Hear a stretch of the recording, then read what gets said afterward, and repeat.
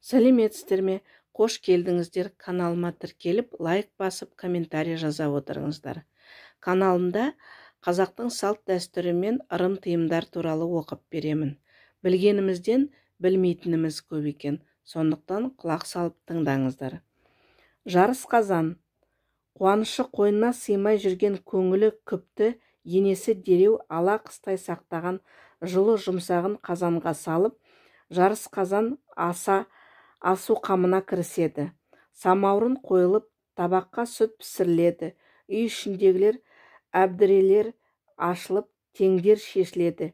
Әдейі арнап түйірілген қарыннан май, қаптан құрт алынады. Ұзын арқанды өткермелеп байлап шығады да, екінші ұшынан оп-оңай тарқатып жібереді. Арша тұтатылып, толғатқан әйелдің басынан айналдыра аластайды. Етек жағынан күкір түтетеді. Мұның бәрі толғағы оп-оңай әбдіре ашылғандай, тең шешілгендей, түйін тарқағандай, шай қайнатымда, сүт пісірімде, ет піскенше жарыс қазанмен бірге жарыса тез босансын деген ниетпен туған салт. Әйелдің толғағы жиілей бастағанда, ауылдың әйелдері үйдің ішіне қарай ала арқан керіп, оған әйелді мықтап ұстатып, өздері етектеріне сүрініп айналасында болады. Кемпірлер толғатып отырған әйелден білген көмектерін, тәжірибелерін аямайды. Жаратушы иелерін жалбарынып, тұс-тұстан медет сұрайды. Бір-екі бала келсаппен жерді айнала төпештеп түстіме деп зыр жүгіреді.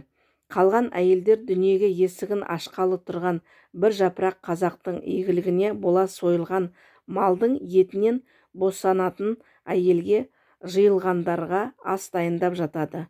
Мұның аты жарыс қазан. Жарыс қазан аталатын мұндай аяу, ірку, мөлшерлеу деген болмау керек. Сондықтан қазандар қатар-қатар қайнап жатуы шарт. Егер әйел босана алмай қатты қиналса, бел тарту әбісі қолданылған. Арнайы шақырылған қару ер адам толғатқан әйелдің белін қапсыра құшақтап, ішінен төмен басып босануына көмектеседі. Ал бала көлденең келсе, жаңа сойылған малдың шегін қолына теріс айналдырып киген аққол ана қол салып түзетіп жіберетін болған. Аққол ана дегеніміз қазіргі акушер. Ертеректе акушер болмаған жағдайда аққол ана деген әйелдерді босандырып жүрген апаларымыз босандырған. Кейде баланың терісі келуі де мүмкін. Мұндай жағдайда толғақтан әйелді арқанға екі аяғын жоғары, басын төмен қаратып асып, әйелдің ішін қолмен сылау арқылы баланы оңдап оп-оңай босандырып алатын.